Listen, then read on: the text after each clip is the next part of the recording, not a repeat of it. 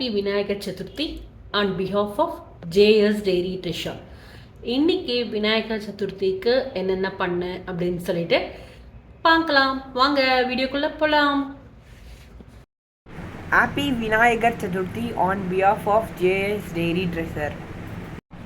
இந்த விநாயகர் சதுர்த்தி ஆவணி மாதத்தில் வளர்பிறை சதுர்த்தியில் வருது. இன்னைக்கு விநாயகர் சதுர்த்திக்கு என்னென்ன ஸ்பெஷல் லஞ்ச் பார்க்கலாமா? வெண்டைக்காய் சாம்பார், அவரைக்காய் பொரியல் பண்ண போகிறேன். உசிலிக்கு துவரம் பருப்பை ஊற வச்சுட்டேன். குழம்புக்கு புளியையும் பார்த்திங்கன்னா தண்ணியில் போட்டு ஊற வச்சுட்டேன். இன்றைக்கி வடைக்கு முப்பருப்பு வடை தான் பண்ண போகிறோம். துவரம் பருப்பு, கடலைப்பருப்பு, உளுத்தம் பருப்பு மூணுத்தையும் ஈக்குவல் ப்ரப்போர்ஷனில் ஊற வச்சாச்சு. அரிசி பாயாசம் தான் இன்றைக்கி பண்ண போகிறேன். ஸோ அதுக்கும் பார்த்திங்கன்னா நல்ல பச்சரிசியை எடுத்து ஊற போட்டு வச்சாச்சு. கொழுக்கட்டை காரத்துக்கு பார்த்திங்கன்னா உளுத்தம் பருப்பையும் ஊற போட்டு வச்சாச்சு.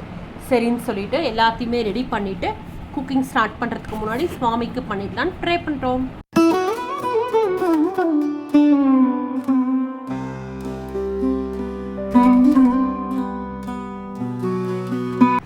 சுண்டலுக்கு உளுத்தம் பருப்பு, மிளகு, மிளகாய் மூணுத்தையும் நல்லா ஆற வச்சு மிக்ஸி ஜாரில் பவுடராக அரைச்சிக்க போகிறேன்.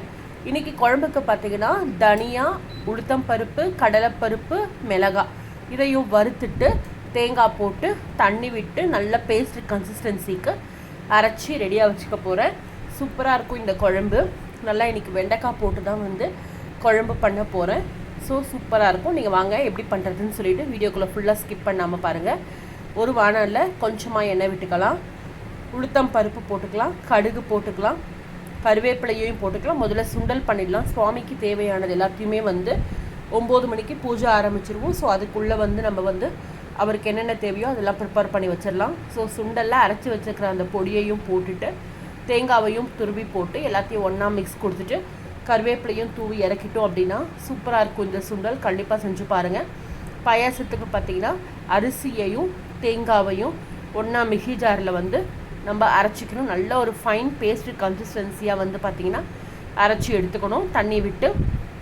ஸோ அது இவ்வளோ கிடைக்கும். இந்த மாதிரி ஒரு பேஸ்ட் கன்சிஸ்டன்சிக்கு கிடைக்கும் நம்மளுக்கு. ஒரு பேனில் கொஞ்சம் தண்ணி வச்சுருக்கேன். வெல்லத்தை கரைச்சிக்க போகிறேன். ஸோ ஈக்குவலாக தேங்காவும் அரிசியும் எந்த குவான்டிட்டியில் எடுக்கிறீங்களோ ஈக்குவல் ப்ரப்போர்ஷனுக்கு வெல்லத்தை கரைச்சிக்கணும். இதுக்கு எந்த கன்சிஸ்டன்சியும் கிடையாது, கரைஞ்சா போதும். பேனில் நெய் விட்டுக்கலாம். ஃபஸ்ட்டு முந்திரி பருப்பை வறுத்துக்கலாம். ஸோ முந்திரி பருப்பு வறுத்தோடனே அதே பேன்லேயே நம்ம அரைச்சி வச்சுருக்கோம்ல, ஸோ அந்த விழுதையும் போட்டுக்கலாம். நல்லா நீங்கள் இன்னும் ஒரு கிளாஸ் தண்ணி விடலாம். நல்லா விட்டுட்டு நல்லா வெல்லத்தையும் பார்த்திங்கன்னா அந்த தண்ணியை இதில் விட்டுட்டு ஒன்றா மிக்ஸ் கொடுத்துருங்க. கட்டியெல்லாம் இல்லாமல் சிம்மில் வச்சு கொஞ்சம் கூட லம்ஸே இல்லாமல் நல்லா கிளறிக்கிட்டே இருக்கணும். அரிசி நல்லா வேகணும். அப்புறம் கொஞ்சமாக பச்சை கற்பூரம் ஆட் பண்ணியிருக்கேன். இன்றைக்கி கொஞ்சம் தேங்காய் தண்ணி வச்சுருக்கேன். ஸோ தேங்காய் தண்ணியையும் இதில் விட போகிறேன். சூப்பராக இருக்கும் டேஸ்ட்டு. பட் ஆனால் இது நல்லா வெந்த உடனே நல்லா பாயில் ஆனோடனே தேங்காய் தண்ணியையும் நம்ம இதில் விட்டுட்டு நல்லா ஒன்றா மிக்ஸ் கொடுங்க. சூப்பராக இருக்கும். வெல்லம் போட்டு தானே பண்ணுறோம், அதனால் உடம்புக்கும் ஒன்றும் பண்ணாது. முந்திரி பருப்பையும் இதில் போட்டுடலாம். கொஞ்சம் நல்லா ஆறட்டும். ஆறினவுடனே நல்லா ஃபஸ்ட்டு கொஞ்சம் நேரம் ஆற வச்சுட்டு அதுக்கப்புறம் பால் ஆட் பண்ணுங்கள். இல்லைனா திரிஞ்சிரும். ஸோ பாலையும் பார்த்திங்கன்னா 1/2 லிட்டர் பாலை காய்ச்சி ரெடியாக வச்சுருந்தேன். ஸோ அதையும் இதில் விட்டுட்டு நல்லா மிக்ஸ் கொடுத்துட்டோம் அப்படின்னா சூப்பராக இருக்கும் இந்த பாயாசம். கண்டிப்பாக ட்ரை பண்ணி பாருங்கள். இதுக்கு வேறு எக்ஸ்ட்ராவாக நீங்கள் கண்டென்ஸ்டு மில்க்கோ மில்க் மேடோ எதுவுமே போட வேண்டாம். அப்படியே பார்த்திங்கன்னா நல்ல க்ரீமி டெக்ஸ்சரில் சாப்பிட்டாலே அவ்வளோ சூப்பராக இருக்கும். கண்டிப்பாக ட்ரை பண்ணி பாருங்கள். அடுத்து பார்த்திங்கன்னா இன்றைக்கி சுண்டலுக்கு செஞ்சிடணும்ல, ஸோ 3 முப்பருப்பு வடை தான் இன்றைக்கி பண்ணியிருக்கேன். ஸோ ஃபஸ்ட்டு அதை அரைச்சிக்கலாம். நம்ம நல்லா உப்பு போட்டு அரைச்சிட்டு பச்சை மிளகா கொஞ்சம் போட்டுக்கோங்க, கொத்தமல்லி அதையும் போட்டுட்டு கொஞ்சமாக அரிசி மாவு ஒரு கைப்பிடி அளவுக்கு அதையும் போட்டுட்டு வடையை எண்ணெயில் போட்டு பொரித்து எடுத்துட்டிங்க அப்படின்னா சூப்பராக இருக்கும். கொஞ்சம் துணுக்கு மாதிரியும் போட்டிருக்கோம். ஸோ அதுவும் ரொம்ப நல்லாயிருக்கும். அடுத்து கொழுக்கட்டைக்கு பார்த்திங்கன்னா மாவு, அரிசி மாவு இருக்குது. ஸோ நல்லா தண்ணி பொங்க வச்சுக்கணும். அதில் இந்த மாவை போட்டுட்டு நல்லா இந்த மாதிரி மாவு கன்சிஸ்டன்சிக்கு நம்ம ரெடி பண்ணி வச்சிடணும். ஃபஸ்ட்டு ஸ்வீட் கொழுக்கட்டைக்கு பார்த்திங்கன்னா தேங்காய் வெல்லம் ஒரே பேனில் போட்டு நல்லா எதுவுமே பண்ண தேவையில்ல, கலரிக்கிட்டே விட்டுட்டு இருந்தீங்க அப்படின்னா இந்த மாதிரி கன்சிஸ்டன்சிக்கு வரும். கொஞ்சமாக வாசனைக்கு ஏலக்காய் பொடியையும் போட்டுக்கலாம். எல்லாத்தையும் மிக்ஸ் கொடுத்துட்டு இந்த மாதிரி வச்சுட்டோம், ஒரு 10 நிமிஷம் வச்சிட்டோன்னா பூரணம் நம்மளுக்கு ரெடி ஆகிடும். ஸோ ஆறிட்டு இருக்கட்டும். காரத்துக்கு பார்த்திங்கன்னா உளுத்தம் பருப்பை நம்ம ஏற்கனவே வந்து ஊற வச்சு வச்சுருக்கோம். பச்சை மிளகாவை மட்டும் போட்டு அரைச்சி இந்த மாதிரி வச்சுக்கோங்க. ஸோ இப்போ வந்து என்ன பண்ணிக்கோங்கன்னா, ஒரு பேனில் நல்ல எண்ணெய் விட்டுக்கோங்க. இந்த நம்ம கடுகும் பச்சை மிளகாவையும் போட்டுக்கலாம். ஸோ இந்த அரைச்சி வச்சுருக்கிற உளுத்தம் பருப்பு விழுது இருக்கும்ல, அதையும் இது கூட ஆட் பண்ணி சிம்மில் வச்சு நல்லா போட்டு கிளறிக்கிட்டே இருந்தோம் அப்படின்னா இந்த மாதிரி நம்மளுக்கு வந்துடும். ஸோ இப்போ இதுவும் ரெடி ஆகிடுச்சு. அழகாக பார்த்திங்கன்னா ஸ்வீட் கொழுக்கட்டை, கார கொழுக்கட்டை அழகாக எனக்கு தெரிஞ்ச ஸ்டைலில் வச்சு இட்லி பாத்திரத்தில் ஆவியில் வேக வச்சு எடுத்து வச்சாச்சு. ஸோ பிள்ளையாருக்கு என்னென்ன தேவையோ எல்லாமே வந்து பார்த்திங்கன்னா அழகாக ரெடி பண்ணியாச்சு. குக்கிங் பண்ணுறதுக்கு முன்னாடி பிள்ளையாரும் எங்களுக்கு வந்து வீட்டுக்கு வந்து பார்த்திங்கன்னா அழகாக வந்துட்டார். ஸோ சுவாமி புதிரை பசங்களும் இவரும் தான் போயிட்டு வாங்கிட்டு வந்து பிள்ளையாரை கொடையோடு அழகாக வச்சுட்டாரு.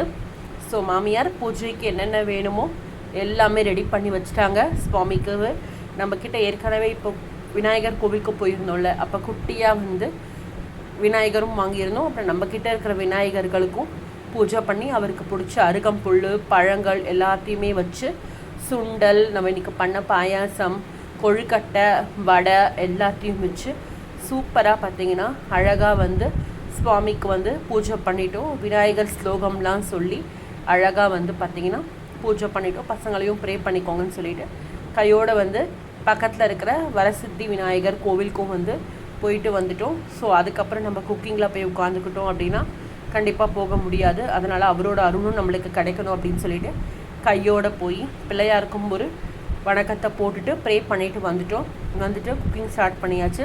இன்றைக்கி வெண்டைக்காய் சாம்பார் தான் ஃபஸ்ட்டு ஸ்டார்ட் பண்ணியிருக்கேன். ஆஸ் யூஷுவல் வெண்டைக்காய் நல்லா வதங்கின உடனே தக்காளி பழத்தையும் போட்டுட்டு புளியை திக்காக கரைச்சி வச்சுருக்கோம்ல, ஸோ அந்த தண்ணியும் கொஞ்சம் விட்டுட்டு உப்பு மஞ்சள் பொடி போட்டுட்டு நம்ம அரைச்சி வச்சுருக்கிற பேஸ்ட்டையும் இதில் போட்டுட்டு நல்லா கொதி வந்த உடனே பருப்பு தண்ணி வச்சுருக்கோம்ல, ஸோ பருப்பையும் இதில் போட்டுட்டு அழகாக வந்து நம்ம இறக்கிட்டோம் அப்படின்னா கொத்தமல்லி கருவேப்பிலையை தூவிட்டு இறக்கிட்டோம் அப்படின்னா சூப்பராக இருக்கும் இந்த குழம்பு. கண்டிப்பாக ட்ரை பண்ணி பாருங்கள். அவ்வளோ எம்மியான டேஸ்ட்டில் இருக்கும் இந்த குழம்பு. டிஃப்ரெண்ட்டாக இருக்கும். மெயினாக இப்போ யாராவது நம்மளுக்கு வீட்டுக்கெலாம் வந்துட்டாங்கன்னா இந்த மாதிரி அரைச்சி பண்ணிட்டோம் அப்படின்னா கொஞ்சம் கன்சிஸ்டன்சியும் நம்மளுக்கு வந்து நிறைய வந்துடும். ஸோ கண்டிப்பாக இந்த குழம்பு வந்து ட்ரை பண்ணி பாருங்கள். அடுத்தது ரசம் தான் பண்ணேன்.